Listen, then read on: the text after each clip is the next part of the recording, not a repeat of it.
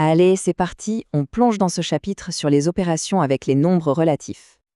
Alors, dis-moi, les calculs avec les nombres négatifs, c'est parfois un peu le casse-tête, n'est-ce pas? T'inquiète, on va démêler tout ça ensemble et tu vas voir, c'est beaucoup plus simple que ça en a l'air.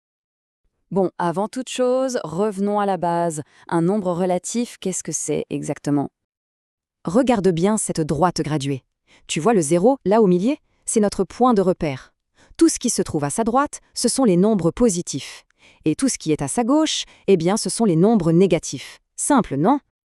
Alors, la distance à 0. Le nom peut faire un peu peur, mais en fait, c'est super simple. C'est juste le nombre, mais sans son signe. La distance à 0 de -7, c'est 7. Celle de +12, c'est 12. C'est juste la partie chiffrée, rien de plus. Et ça nous amène aux nombres opposés. Prends -5 et +5 par exemple. Ils ont la même distance à 0, c'est 5 pour les deux, mais leurs signes sont contraires. En fait, ils sont parfaitement symétriques de chaque côté du 0. Ok, maintenant que les bases sont posées, on passe aux choses sérieuses. On va commencer avec la première opération, l'addition.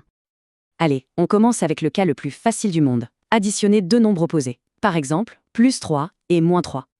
Regarde bien les schémas, c'est super parlant. Si la température monte de 3 degrés, puis qu'elle redescend de 3 degrés, on revient où? À 0, bien sûr. C'est pareil avec les points. 3 points rouges contre 3 points bleus, ils s'annulent tous.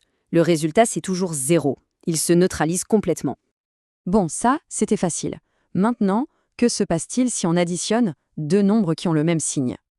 Que tu descendes de 2 degrés, puis encore de 5, tu te retrouves bien à -7. Ou si tu as 2 points bleus et que tu en rajoutes 5 autres, eh ben, tu te retrouves avec 7 points bleus au total. La logique est exactement la même, que ce soit dans les positifs ou les négatifs, on va juste plus loin dans la même direction. Donc, la règle d'or, tu dois la retenir par cœur. On garde le signe que les nombres ont en commun et après, on additionne les distances à 0. Tout simplement, c'est une addition normale, quoi.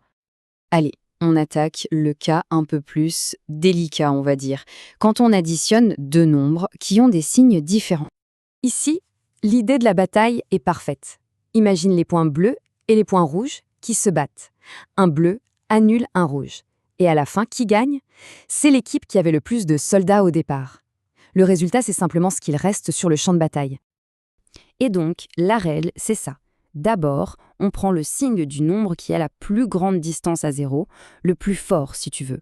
Et ensuite, attention, on fait la différence entre les distances à 0. On soustrait la plus petite de la plus grande. Bon, l'addition, c'est maîtrisé. On passe à la soustraction. Et là, je vais te montrer une astuce géniale qui transforme tout pour simplifier les calculs, surtout quand ils commencent à être un peu longs. C'est vrai que soustraire un nombre négatif, ça sonne un peu bizarre. Mais regarde l'analogie du compte en banque. Si on t'enlève une dette, c'est comme si on te donnait de l'argent, non? Eh bien, en maths, c'est exactement le même principe. Voilà la phrase que tu dois absolument graver dans ta mémoire. C'est la clé de tout. Soustraire un nombre, c'est ajouter son opposé. Répète-la dans ta tête. C'est vraiment tout ce qu'il y a à savoir pour la soustraction. Alors, quand tu te retrouves face à un calcul à rallonge, ce qu'on appelle une somme algébrique, surtout pas de panique. Il y a une méthode en 4 étapes pour ne jamais se tromper. 1. Tu transformes toutes les soustractions en addition. 2. Tu mets tous les positifs ensemble. 3. Tu regroupes tous les négatifs. Et enfin 4. Tu calcules le résultat final. C'est une méthode infaillible pour aller vite et bien. Allez, on avance. Maintenant, la multiplication.